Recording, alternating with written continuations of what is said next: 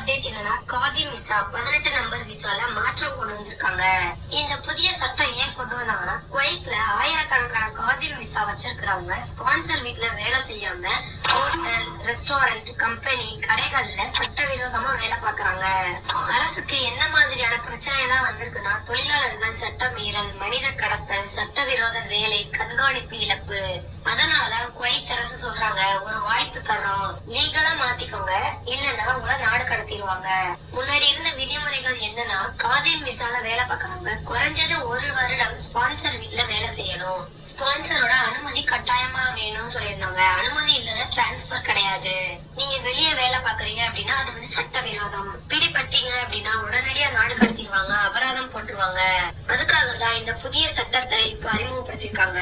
March முதல் June வரை குறுகிய கால சலுகை கொடுத்திருக்காங்க. கேட்டகரி 1 வந்து பாத்தீங்கன்னா ஓடிக்கிட்டு வேலை செய்யற Khadim visa workers. Khadim visa sponsor வீட்ல வேலை செய்யாம ஹோட்டல், கடை, கம்பெனில வேலை செய்றீங்க அப்படின்னா இந்த மக்களுக்கு மிகப்பெரிய வாய்ப்பு. நேரடியா 18 நம்பர் விசாக்கு மாறிடுங்க. ஸ்பான்சர் அனுமதி தேவையில்லை, லீகலா ஒர்க் பண்ணுங்க, போலீஸ் பயம் இருக்காது. இந்த வாய்ப்பு ஒரே ஒரு முறை தான் உங்களுக்கு கிடைக்கும். கேட்டகரி 2 வந்து பாத்தீங்கன்னா ஸ்பான்சர் வீட்ல வேலை செய்யறவங்க 1 வருடம் வேலை செஞ்சிருக்கணும், ஸ்பான்சர் அனுமதி கட்டாயம் இருக்கணும். உங்களுடைய ஸ்பான்சர் அக்செப்ட் பண்ணல, அனுமதி கொடுக்கல அப்படின்னா டிரான்ஸ்பர் கிடையாது. டிரான்ஸ்பர் எடுக்கல அப்படின்னா என்ன நடக்கும்னா மார்ச்ல இருந்து ஜூன் முடிஞ்ச பிறகு போலீஸ் செக் பண்ணுவாங்க, நைட் ரெய்டு பண்ணுவாங்க, ரோடு இன்ஸ்பெக்ஷன் பண்ணுவாங்க. அப்போ நீங்க பிடிபட்டீங்க அப்படின்னா உடனடியா நாடு கடத்திடுவாங்க, அப்புறம் அபராதம் போட்டுருவாங்க. மறுபடியும் நீங்க குவைத் வர முடியாத நிலைமை உங்களுக்கு உண்டாயிரும். ஃப்ரெண்ட்ஸ், காதிம் விசா பிளஸ் வெளியே வேலை பார்க்கறவங்க உடனே நீங்க டிரான்ஸ்பருக்கு ஏற்பாடு பண்ணிருங்க. அஸ்ஸலாமு அலைக்கும் வரஹ்மத்துல்லாஹி வபரகாத்துஹு. அன்பார்ந்த அனைத்து உறவுகளுக்கும் இனிய மதிய வணக்கம். காதிம் டு ஷூன் விசா, அதே மாதிரி எக்காமா இல்லாதவங்களுக்கான சலுகை குவைத் கவர்மெண்ட் கொடுத்துட்டாங்களா? இவங்க போட்ட செய்தியை தான் இப்போ நிறைய பேர் எனக்கு வந்து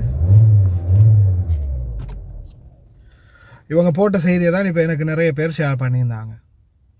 ஆனால் அதுக்கு இந்த செய்தி போடுறவங்களுடைய எந்த தகவலும் இல்லை. டிஸ்கிரிப்ஷன்லேயும் எம்டி, அதே மாதிரி போடுற கமெண்ட்ஸுக்கும் பதில் இல்லை. இப்போ இந்த செய்தி உண்மையா அப்படின்ற கேள்வியை பலரும் கேட்டிருந்தீங்க. 1 days ago, நேற்றைய தினம் இந்த செய்தியை போட்டிருக்கிறாங்க. குவைத்துடைய அரசாங்கம் தற்போது அமைச்சர்களில் மாற்றம் கொண்டு வந்திருக்கிறாங்க. முதலாவது நல்லா கேட்டுக்கோங்க, அமைச்சரவையில் மாற்றம் கொண்டு வந்திருக்கிறாங்க, அமைச்சர்களுடைய பதவிகளில் மாற்றம் கொண்டு வந்திருக்கிறாங்க. அதே மாதிரி சில கவர்னர்களை மாற்றி இருக்கிறாங்க. அதற்குரிய வீடியோ, கவர்னர்கள் பேசின வீடியோவை நான் கடைசியில் அட்டாச் பண்ணுறேன். கவர்னர்களில் மாற்றம் கொண்டு வந்திருக்கிறாங்க. அடுத்ததாக நாட்டுடைய பல சட்டத்திட்டங்கள் ஒரு வருடம் வரும்போதும் எந்தெந்த சட்டங்கள் ரொம்ப வீக்காக இருக்குதோ அந்த சட்டங்களை வந்து நடுநிலைமைப்படுத்துவாங்க, சரிப்படுத்துவாங்க. அதுக்கப்புறமா சட்ட விதி மீறல்கள், அதே மாதிரி சட்டத்துக்கு இணங்காத சட்டத்துக்கு புறம்பான செயல்பாடுகள் ஈடுபடக்கூடிய நபர்கள் மற்றும் செயல்பாடுகள், அதற்கான கணிப்பை வந்து எடுப்பாங்க. அதற்கு பிறகு பொது மன்னிப்பாக இருந்தாலும் சரி, இந்த காதிம் டு ஷூன் மாறுறதா இருந்தாலும் சரி, இன்னும் சில சட்டங்களாக இருந்தாலும் சரி, குவைத்துடைய அரசாங்கம் அரச நாளிதழில் அவங்களா வெளியிடுவாங்க. இவங்க சொன்ன மாதிரி வந்தால் உண்மைக்குமே சந்தோஷம். ஆனால் இப்போதைக்கு அந்த சட்டம் இன்னும் அமலுக்கு வரலை. இவங்க ஒரு வேளை நான் நினைக்கிறேன் ஏதாவது வெப்பில் சர்ச் பண்ணிகிட்டு இருக்கும்போது பழைய 2024ஆம் ஆண்டுடைய செய்தியை பார்த்தாங்களோ தெரியல. பழைய செய்தியை பார்த்துட்டு அந்த செய்தி இந்த செய்தின்னு நினச்சி சொல்கிறாங்களோ தெரியலை. ஆனால் இன்னும் அப்படி ஒரு சட்டம் அமலுக்கு வரலை. அப்படி வந்தால் நிச்சயமாக அரசு நாளிதழில் வெளியிடுவாங்க. அதே மாதிரி எல்லா யூடியூபர்ஸ், சோஷியல் மீடியாவில் இருக்கக்கூடிய எல்லாருமே அதை பற்றி உங்களுக்கு தகவல் தெரிவிப்பாங்க. இப்போதைக்கு அந்த சட்டம் வரலை. ஆனால் வெளியில் ஸ்பான்சர்கிட்டேருந்து நீங்கள் ஸ்பான்சர் மாறணுமா இருந்தால் மாற முடியும். அது வந்து நீங்கள் உங்களுடைய சொந்த ஸ்பான்சர், அதாவது காதிம் விசாவில் நீங்கள் இருக்கிறீங்க, ஆனால் உங்கள் முதலாளிக்கே வந்து கடை இருக்குது, வியாபாரம் இருக்குது, அவர்கிட்டயே நீங்கள் ஷூனில் மாறிக்கொள்ள முடியுன்ற பட்சத்தில் அப்படி மாற்றிக்கொள்ள முடியும். அதாவது 350 தினார் வந்து கட்ட வரும் ஷூனுக்கு. கட்டிட்டு பார்த்திங்கன்னா நீங்களே காதிம்லேருந்து ஷூனுக்கு மாற்றிக்கொள்ளலாம். சொந்த ஸ்பான்சருடைய பேரில் மாற்றிக்கொள்ளலாம். இன்னொரு ஸ்பான்சருக்கு மாற்ற முடியாது. அதே மாதிரி நீங்கள் நாட்டுக்கு கேன்சரில் காதிம்லேயோ ஷூன்லேயோ போனாலும் மறுபடியும் டிரைவிங் வீசாக்கு வர முடியாது 2 வருடத்துக்கு. அப்படி இல்லாமல் நீங்கள் வேறு ஏதாவது கேட்டகரியில், அதாவது இப்போ நீங்கள் டிரைவராக இருக்கிறீங்க, நீங்கள் போயிட்டு ஒரு லேபராக வேற ஒரு ஜாபுக்கு ஷூனில் வர போகிறீங்க, இல்லை காதிமில் ஹவுஸ் டிரைவராக இருந்தீங்க ஹவுஸ் பாயாக வர போகிறீங்க, இல்லை தப்பாக்காக வர போகிறீங்க. அப்படின்ற பட்சத்தில் உங்களுக்கு எந்த பிரச்சனையும் இல்லை. உடனே நீங்கள் அந்த வீசா கேன்சலில் போனால் அடுத்த வீசாவில் வர முடியும். அதே போல் பணிப்பெண்கள் வந்து நீங்கள் கேன்சலில் போனால் உடனே அடுத்த வீசா இஷ்யூ ஆகும். பணிப்பெண்களுக்கோ டிரைவர் கேட்டகரி இல்லாத மற்ற எல்லா தொழிலாளர்களுக்கும் கேன்சலில் போய் அடுத்த கணமே உங்களுக்கு வீசா இஷ்யூ ஆகிடும். டிரைவர்களுக்கு மட்டும்தான் 2 வருடத்துக்கு வீசா இஷ்யூ ஆகாது. அதை ஞாபகத்தில் வச்சுக்கோங்க. அதே மாதிரி டிரைவராக இங்கேருந்து போகிறவங்க 2 வருஷத்துக்கு தான் நீங்கள் வர முடியாது இந்த நாட்டுக்கு டிரைவராக. அதுக்கப்புறமா நீங்கள் ஷூன்லேயோ காதிம்லேயோ புதிய வீசாவில் வர முடியும். அப்படி நீங்கள் உடனடியாக வரணும் மாதிரி இருந்தால் டிரைவிங் வீசாவில் வராமல் வேறு ஏதாவது வீசாவில் வரலாம். ஆனால் வந்தும் டிரைவிங் வீசாவுக்கு நீங்கள் மாற முடியாது, டிரைவிங் லைசன்ஸ் எடுக்கவும் முடியாது. ஒருவேளை உங்களோட டிரைவிங் லைசன்ஸ் வேலிட் இருக்குது, இன்னொரு 2 வருஷத்துக்கு 2028 வரைக்கும் டிரைவிங் லைசன்ஸ் வேலிட் இருக்குது. அப்போ நான் வந்து கேன்சலில் போயிட்டு திருப்பி வேறு ஏதாவது ஒரு வீசாவில் வந்து அந்த டிரைவிங் லைசன்ஸை வச்சு இங்கே டிரைவிங் பண்ண முடியுமான்னு கேட்டால் அப்படியும் முடியாது. ஏன்னா உங்களுடைய வீசா கேட்டகரி எதுவோ அதில் தான் நீங்கள் ஒர்க் பண்ண முடியும். அதனால் தெளிவாக புரிஞ்சுக்கோங்க. அதே மாதிரி உண்மையிலேயே இந்த மாதிரியான சிலர் வந்து போடக்கூடிய தகவல் நல்ல யூஸ்ஃபுல்லான தகவல் போட்டிங்கன்னா ஒரு பிரச்சனையும் இல்லை எந்த ஒரு உத்தியோகபூர்வ அனௌன்ஸும் இல்லாத தகவல்களை தயவு செய்து பகிராதீங்க. இந்த யூடியூப் வீடியோ போடக்கூடிய சகோதரிகிட்டே நான் கேட்டுக்கொள்கிறது, நல்ல உண்மையான உத்தியோகபூர்வ தகவல்கள் இருந்தால் மட்டும் அதுவும் ப்ரூஃபோடு போடுங்க. இப்போ நீங்கள் வந்து உங்கள் பாட்டில் நீங்கள் ஏதோ 2-3 ஃபோட்டோவை போட்டு பேசிக்கிட்டு இருக்கிறீங்க. இப்போ நாமெல்லாம் வந்து எவ்வளோ ப்ரூஃபோட வீடியோ போட்டே நம்ம மக்களுக்கு பார்க்குறதுக்கு நேரம் இல்லை. அதுலேயும் 1000 லொட்டு லொசக்கு சொல்லிட்டு போகிறாங்க. அப்படி இருக்கும்போது நீங்கள்லாம் எந்த ஒரு ப்ரூஃபும் இல்லாமல் போட்டிங்கன்னா பார்க்குறவங்களுக்கு அது மிகப்பெரிய ஒரு அசௌகரியமாக இருக்கும். நல்லதே செய்யுங்க, நல்லதே நடக்கும். அவ்வளோதான் சொல்ல முடியும். இன்ஷா அல்லாஹ் பிரார்த்தனை பண்ணுவோம், பொது மன்னிப்பு, இந்த மாதிரி காதிம் டு ஷூன், இந்த எல்லா ஏற்பாடுகளும் விரைவில் நடக்கட்டும் அப்படின்னு. எப்படியுமே மார்ச் மாதத்துக்கு பிறகு நாம் எதிர்பார்க்கலாம். இந்த நாட்டுடைய நேஷ்னல் டே முடிஞ்ச பிறகு, நோன்பு முடிஞ்ச பிறகு எதிர்பார்க்கலாம் இன்ஷா அல்லாஹ். பார்ப்போம். கவர்னர்களுடைய வீடியோ இருக்குது பாருங்கள். أتقدم باسمي وباسم أهالي محافظة الفروانية بأسماءات التهاني والتبريكات إلى مقام سيدي حضرة صاحب السمو أمير البلاد الشيخ مشعل الأحمد الجابر الصباح حفظه الله ورعاه، وسيدي سمو ولي عهد الأمير الشيخ صباح القاضي حمد. شيخنا مشعل رفعنا بمقام لا عدم وجهه قيمة وزور عزنا في حكم شيخ الزعام والمكارم والصعايب والبطولة. لا عدم وجهه قيمة وزور والمكارم والصعايب والبطولة.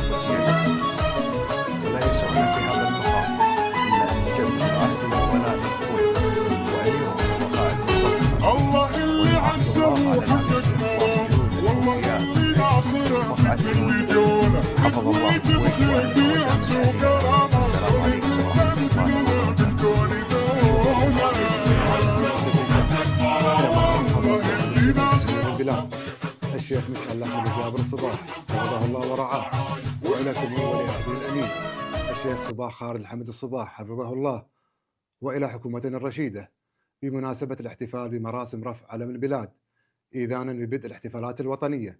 يسعدنا أن نلتقي اليوم في هذه المناسبة الوطنية الغالية على قلوبنا جميعا لنستذكر التاريخ المشرف للآباء والأجداد ومسيرتهم المشرفة في بناء الوطن وتضحيات شهدائنا الأبرار، للمحافظة على رايتها عالية خفاقة لتجسد تاريخ وطننا ووحدة شعبه وسيادته. في هذه اللحظة الوطنية الخالدة تتوحد القلوب قبل الأيادي وتسمو المشاعر قبل الكلمات، مجددين عهد الولاء والوفاء للكويت، محافظين على مكتسباتها. نعمل جميعا كل في موقعه بجد وإخلاص من أجل رفعتها وتقدمها، متطلعين جميعا إلى استمرار مسيرة التنمية والبناء، مجددين العهد جنود الأوفياء لخدمة الوطن الحبيب، سائلين المولى عز وجل أن يديم الكويت واحة أمن وأمان في ظل قيادتنا الحكيمة، إنه نعم المجيب. والسلام عليكم ورحمة الله وبركاته. في هذه المناسبة الوطنية الغالية، مناسبة رفع علم دولة الكويت، نستحضر معاني العزة والانتماء والولاء لهذا الوطن العزيز الذي التف أبناؤه دائما حول قيادته الحكيمة، وتوحدت كلمتهم على حب الكويت وخدمتها. إن علم الكويت ليس مجرد راية ترفع، بل هو رمز للسيادة وعنوان للوحدة الوطنية، وشاهد على تاريخ مشرف من التضحيات والإنجازات، ورسالة أمل متجددة لمستقبل أكثر ازدهارا واستقرارا. ونجدد في هذه المناسبة العزيزة الولاء والطاعة لحضرة صاحب السمو أمير البلاد المفدى الشيخ مشعل الأحمد الجابر الصباح، وسمو ولي عهده الأمين الشيخ صباح خالد الحمد الصباح، حفظهم الله ورعاهم، سائلين المولى عز وجل أن يحفظ الكويت وأهلها، وأن يديم علينا نعمة الأمن والأمان والاستقرار، وأن تبقى رايتها عالية خفاقة بين الأمم، وكل عام والكويت بألف خير. نحتفل هذا اليوم بمراسم رفع علم دولة الكويت، هذه المناسبة الوطنية التي تجسد معاني السيادة والوحدة والاستقلال، وتعكس ما يجمع أبناء الكويت من ولاء وانتماء راسخين للوطن وقيادته الحكيمة.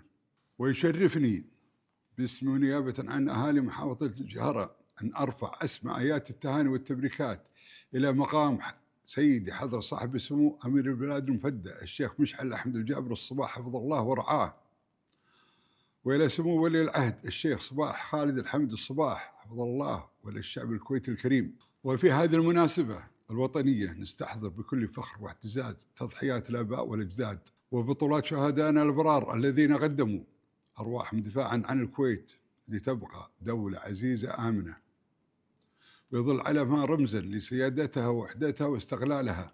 وتؤكد محافظة الجهرة بهذه المناسبة التزامها بدورها الوطني في ترسيخ قيم الانتماء والعمل والمساهمة في مسيرة التنمية وحماية مكتسبات الوطن. نسأل الله العلي القدير أن يحفظ الكويت قيادة وشعبه، وأن يديم عليه نعمة الأمن والاستقرار، وأن يبقى علمها عاليا خفاقا رمزا للعزة والسيادة. والسلام عليكم ورحمة الله وبركاته.